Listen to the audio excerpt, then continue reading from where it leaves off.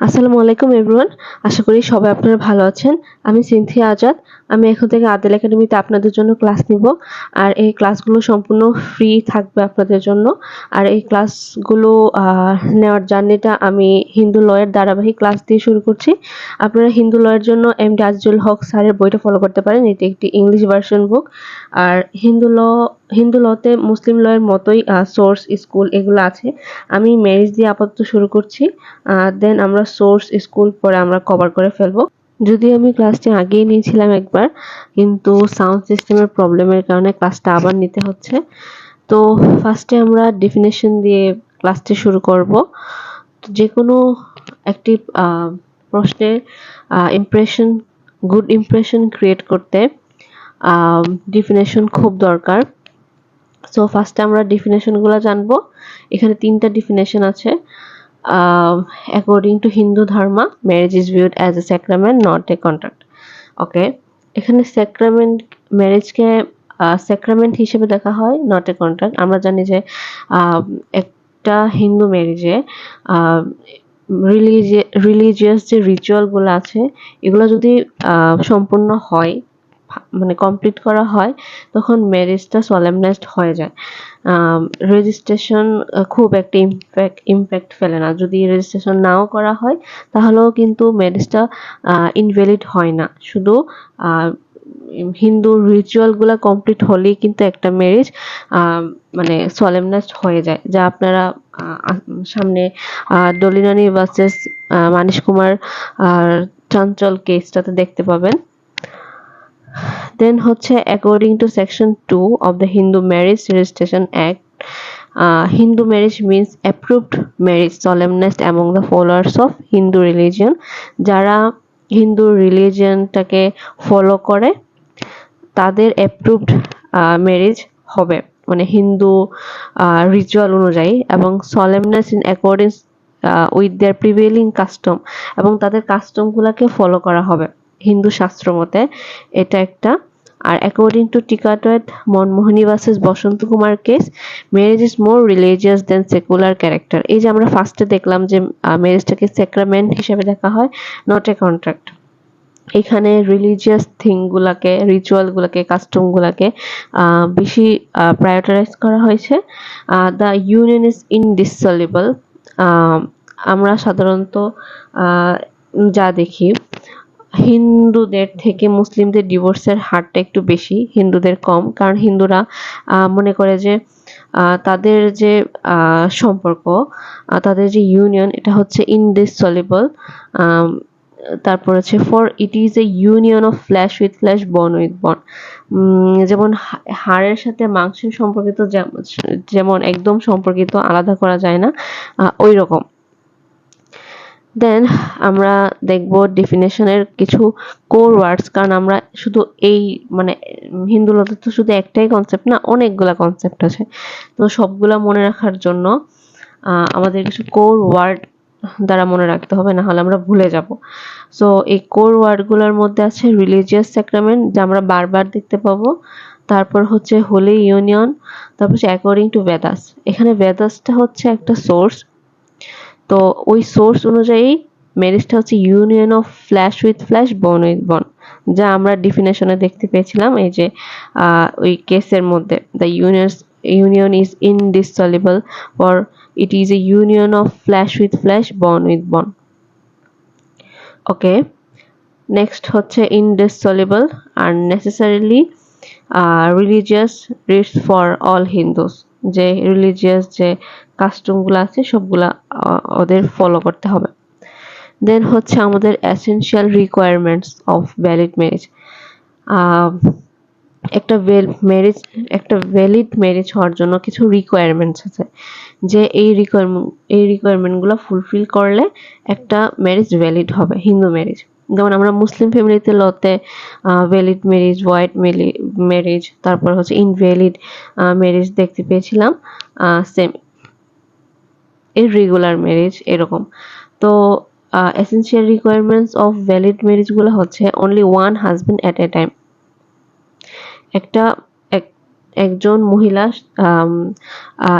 এককালীন শুধু একটাই হাজবেন্ড থাকতে পারবে। সে রিম্যারেজ করতে পারবে যদি আগের হাজবেন্ডকে যদি ডিভোর্স দেয়, এবং ওদের ডিভোর্স দেওয়ার ক্ষেত্রেও কিছু কন্ডিশন আছে, যা ডিভোর্সের তাদের যে অ্যাক্ট আছে ওই অ্যাক্টের কন্ডিশনের সাথে ম্যাচ করতে হবে।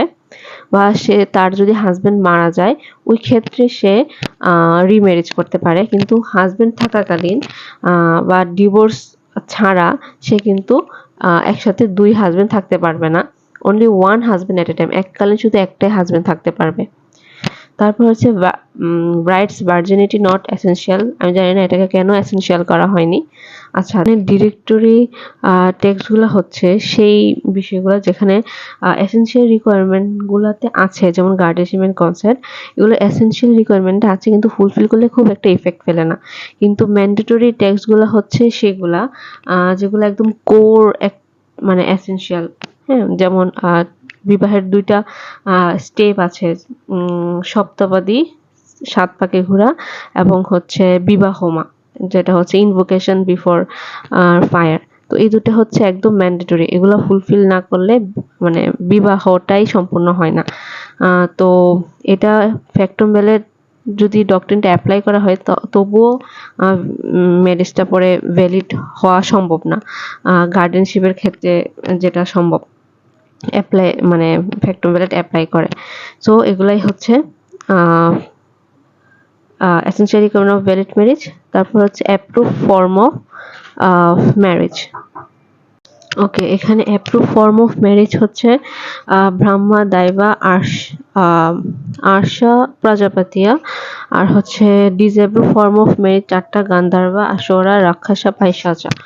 তো এখানে ব্রাহ্মা ম্যারেজটা হচ্ছে সবচেয়ে বেশি রিকগনাইজড, এবং সবচেয়ে বেশি এটাই ফলো করা হয়। ইন্ডিয়াতে বলেন, বাংলাদেশে বলেন, সব জায়গায় ব্রাহ্মা ম্যারেজটাই ফলো করা হয় সবচেয়ে বেশি, এবং এটা সোশ্যাল যে ডিসেন্সি মানে শালীনতা বজায় রেখে তারপর বিবাহটা সলেমনাইজ করা হয়। এখানে হচ্ছে দেখা হয় যে ছেলের বেদ সম্পর্কে জ্ঞান আছে কিনা, তার চরিত্র কেমন, তারপরে তার ফ্যামিলি ব্যাকগ্রাউন্ড কেমন, এগুলা দেখে তারপর পিতা তার কন্যাকে ওই ছেলের সাথে বিয়ে দিয়ে দেয়, মানে সম্প্রদান করে। তারপরে হচ্ছে দৈব বিবাহটা হচ্ছে, আমরা ব্রাহ্মা বিবাহতে পড়েছি যে ছেলের মানে গুড ক্যারেক্টার, তারপর হচ্ছে গুড ফ্যামিলি ব্যাকগ্রাউন্ড, তারপর হচ্ছে বেদ সম্পর্কে জ্ঞান, এগুলাতে এমফাসাইজ করা হয়। কিন্তু দাইবা বিবাহতে এগুলাতে মানে এত এমফাসাইজ করা হয় না।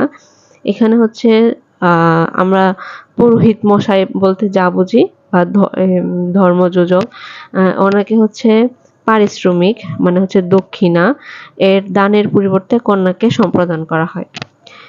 আর আর্য ম্যারেজ মানে যেটা, তো এটা হচ্ছে পাত্র কর্তৃক কন্যার পিতাকে মানে 1 জোড়া গাভী প্রদান করা হয়, 1 জোড়া বা 2 জোড়া। আর এটা অবশ্যই ধর্মীয় কাজে ব্যবহার হওয়ার জন্য।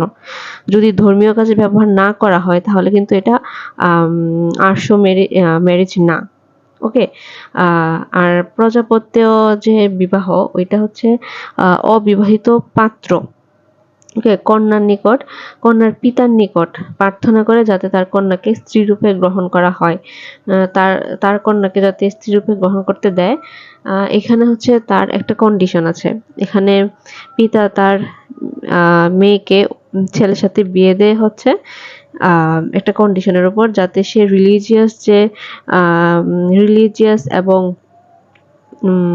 সোশ্যাল যে রেসপন্সিবিলিটিগুলো আছে যাতে এগুলা পালন করে, এজন্য হচ্ছে তার কন্যাকে সম্প্রদান করে। তো এই গেল হচ্ছে আমাদের অ্যাপ্রুভ ফর্ম অফ ম্যারেজ। এখন হচ্ছে ডিসঅ্যাপ্রুভ ফর্ম অফ ম্যারেজ।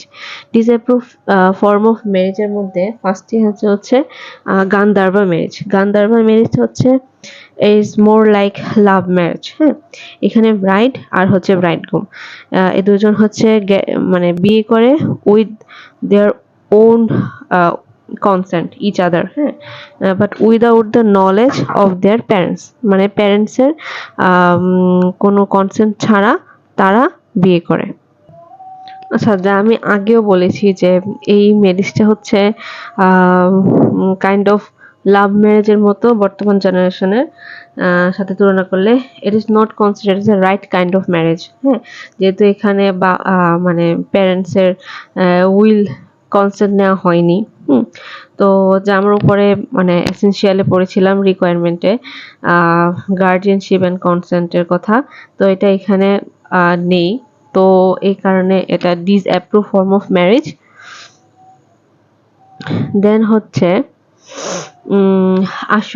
আশুরা ম্যারেজে কি হয়,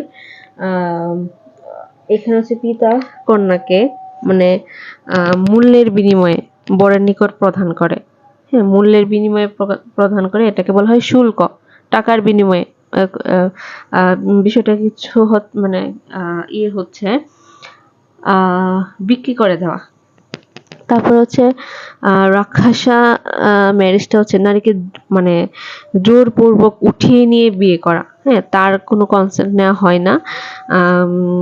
এটা হচ্ছে বেশিরভাগ ক্ষেত্রে ফলো করে হচ্ছে ক্ষত্রিয়, হ্যাঁ, হিন্দুদের মধ্যে যে 4টা গোত্র আছে, এর মধ্যে ক্ষত্রিয় যে গোত্র এরা হচ্ছে রাক্ষসা ম্যারেজটা ফলো করে। তারপর হচ্ছে পৈশাচ্চা বিবাহ এখানে নারীকে হচ্ছে মানে ইনটক্সিকেটেড করে, হ্যাঁ, তার কনসেন্ট বিহীন বিবাহ করা হয়। ইনটক্সিকেটেড বা যখন সে ঘুমিয়ে থাকে বা তার মতের বিরুদ্ধে গিয়ে মানে হচ্ছে বিবাহ সম্পন্ন করে। এই হচ্ছে আমাদের 8টা ফর্ম অফ ম্যারেজ। এখন হচ্ছে আইডেন্টিটি অফ কাস্ট। এখানে হচ্ছে 2টা ইয়ের কথা বলা হয়েছে, কাস্টের কথা বলা হয়েছে। ফার্স্টেরটা হচ্ছে প্রতিলমা। মানে আমরা জানি যে হিন্দুদের হচ্ছে গোত্রের সাথে গোত্র মেলা একটা ইম্পর্টেন্ট একটা বিষয়। তো এখানে হচ্ছে তারা এখানে প্রতিলোমা ম্যারেজ বলতে বোঝায় এখানে ছেলের কাস্ট হচ্ছে গোত্র হচ্ছে লোয়ার আর মেয়ের গোত্র হচ্ছে হায়ার। হ্যাঁ, তো এই ক্ষেত্রে ম্যারেজটা ইনভ্যালিড হয়ে যায় যদি এরকম হয়। আর যদি এরকম হয় যে হায়ার কাস্ট হচ্ছে ছেলের এবং মেয়ের হচ্ছে লোয়ার কাস্ট, তখন ম্যারেজটা ভ্যালিড হয়, আর এই ম্যারেজটাকে বলা হয় অনুলোমা ম্যারেজ।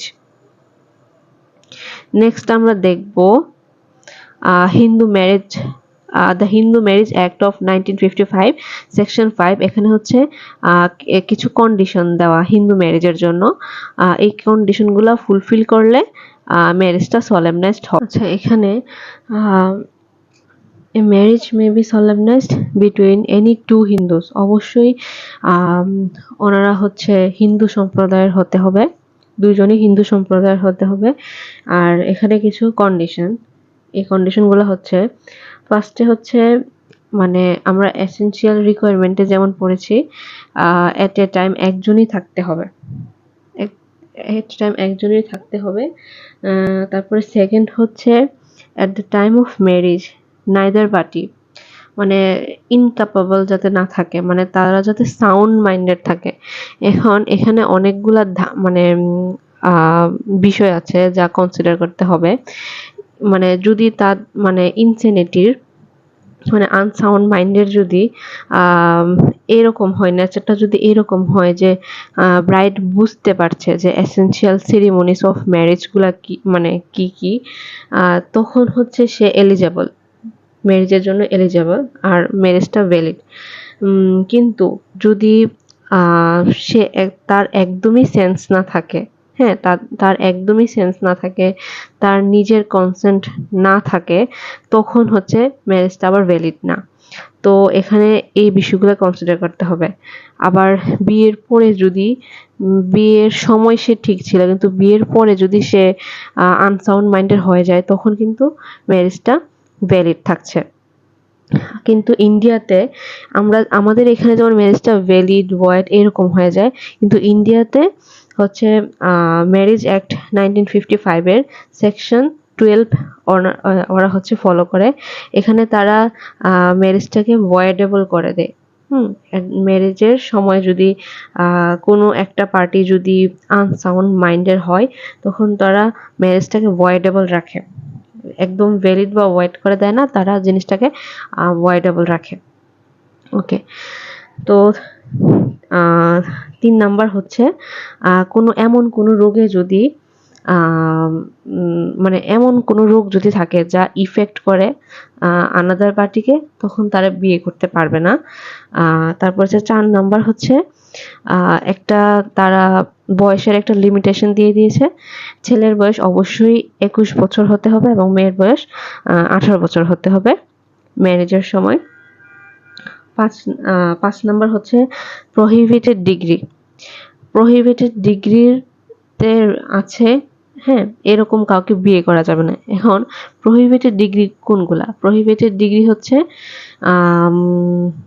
মানে ভাই তার বোনকে বিয়ে করতে পারবে না, বা কোনো একটা মেল পার্সন সে তার বাবার বোনকে বিয়ে করতে পারবে না, মানে প্যাটার্নাল আন্টিকে বিয়ে করতে পারবে না বা ম্যাটার্নাল আন্টিকে বিয়ে করতে পারবে না।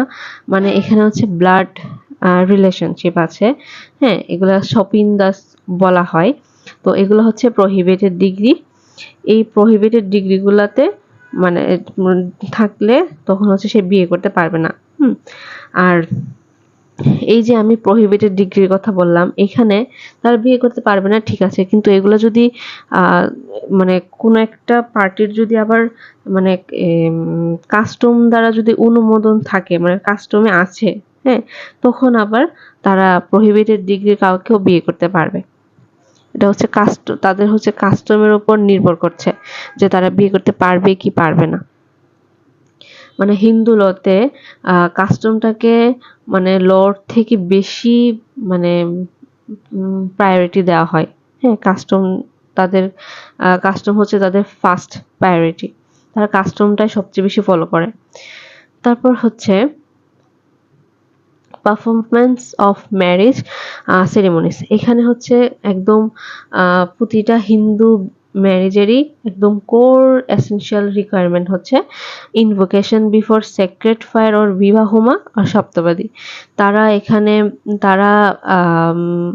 এখানে যে মানে invocation before fire sacred fire বলতে তারা এখানে ফায়ারটাকে এখানে তারা অগ্নি দেবতা হিসাবে দেখে। অগ্নি দেবতার মানে সামনে তারা হচ্ছে 7 পাকে ঘুরে, হ্যাঁ, তখন হচ্ছে তাদের ম্যারেজটা সলেমনাইজড হয়ে যায়।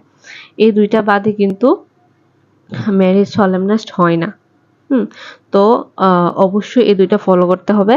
আর এটা আমি আগেও বলেছি যে ফ্যাক্টম ব্যালেট দিয়ে মানে অ্যাপ্লাই করেও কিন্তু মানে এটা মানে মানে ম্যারেজটা যখন করা হয় তখন যদি এটা ফলো করা না হয়, ফ্যাক্টম ব্যালেট অ্যাপ্লাই করেও কিন্তু ম্যারেজটা পরে ভ্যালিড করা যায় না। যেমন আমরা গার্ডিয়ানশিপের কনসেন্টের ক্ষেত্রে পরে অ্যাপ্লাই করে ভ্যালিড করে নিয়েছি, কিন্তু এটা কিন্তু করা যায় না। এটা একটা কোর এসেনশিয়াল রিকোয়ারমেন্ট বলা যায়। ওকে, এখন আমরা দেখব Amulya Chandra Modak versus the state case. এটা হচ্ছে হিন্দু ম্যারেজের একটা এসেনশিয়াল কেস। তো এখানে প্লেন্টিফ হচ্ছে কল্পনা রানী আর ডিফেন্ডেন্ট হচ্ছে অমূল্য চন্দ্র মোদক। তো কল্পনা রানী হচ্ছে অমূল্য চন্দ্র মোদকের নেইবার্স ছিল, যে কিনা বাসায় আসতো অমূল্য চন্দ্র মোদকের মাকে দেখাশোনা করার জন্য মূলত।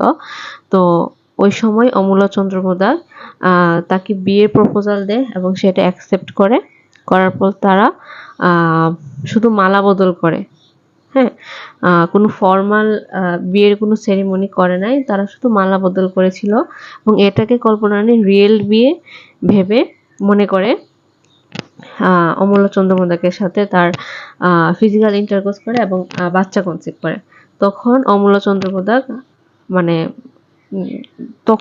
বাচ্চা কনসিভ করার পরে অমূল্য চন্দ্র মোদক এবং তার ফ্যামিলি ডিনাই করে যে এখানে মানে তার অমূল্য চন্দ্র মোদক এবং কল্পনা রানীর মধ্যে কোনো বিবাহের কোনো সম্পর্ক আছে, এটা তারা মানে তারা ডিনাই করে।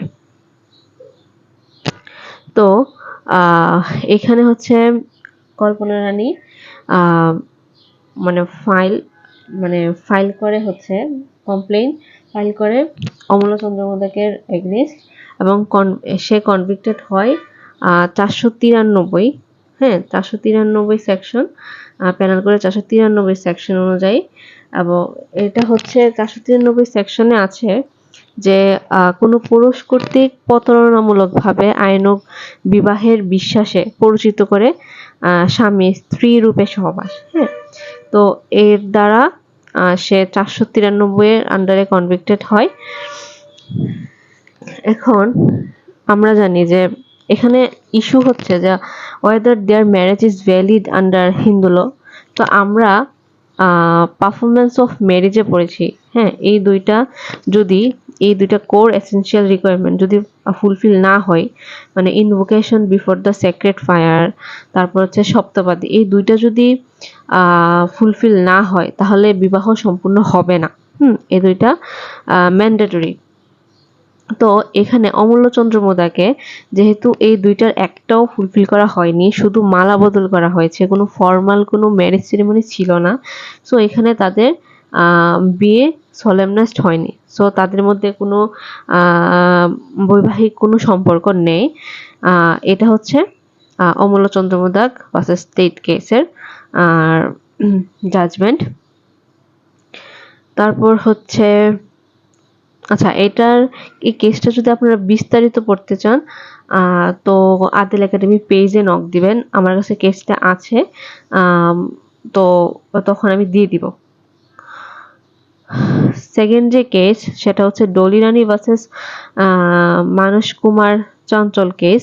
এখানেও সেম যে তাদের হচ্ছে বিয়ে, মানে তাদের এনগেজমেন্ট হয়েছিল 2021 সালে। হ্যাঁ, তাদের এনগেজমেন্ট হয়েছিল 2021 সালে মার্চের 7 তারিখ। হ্যাঁ, তো তারা ক্লেম করে যে তাদের ম্যারেজটা সলেমনাইজড হয়েছে জুলাইয়ের 7 তারিখ, হ্যাঁ, 2021 সালে। এবং তাদের কাছে ম্যারেজ সার্টিফিকেট আছে, মানে রেজিস্ট্রেশন করা ম্যারেজ।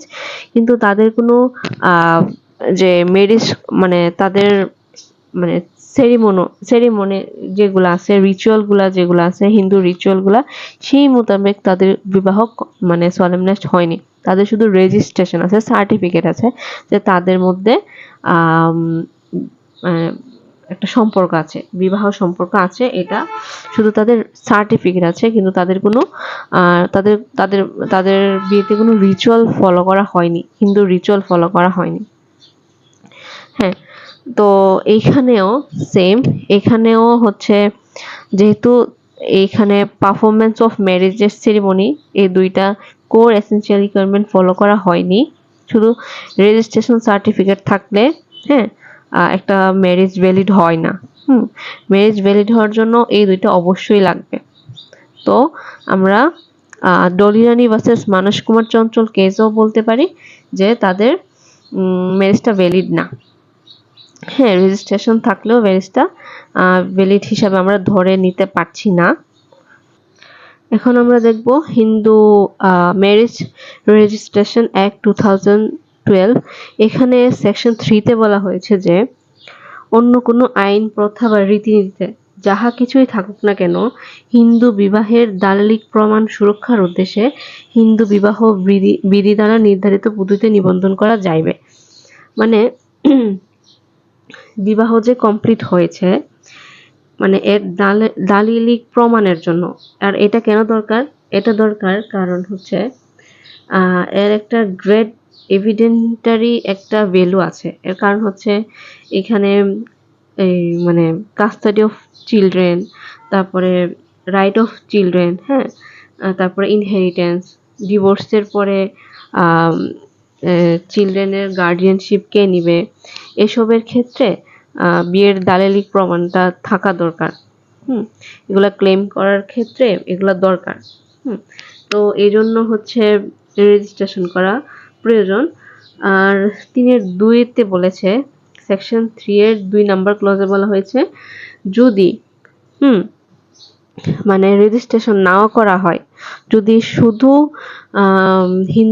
হিন্দুদের রিচুয়ালগুলো হ্যাঁ মেনে বিয়ে করা হয়, যদি রেজিস্ট্রেশন নাও করা হয়, তবুও কিন্তু মানে বিয়েটা ইনভ্যালিড হচ্ছে না, বিয়ে ভ্যালিডই থাকছে।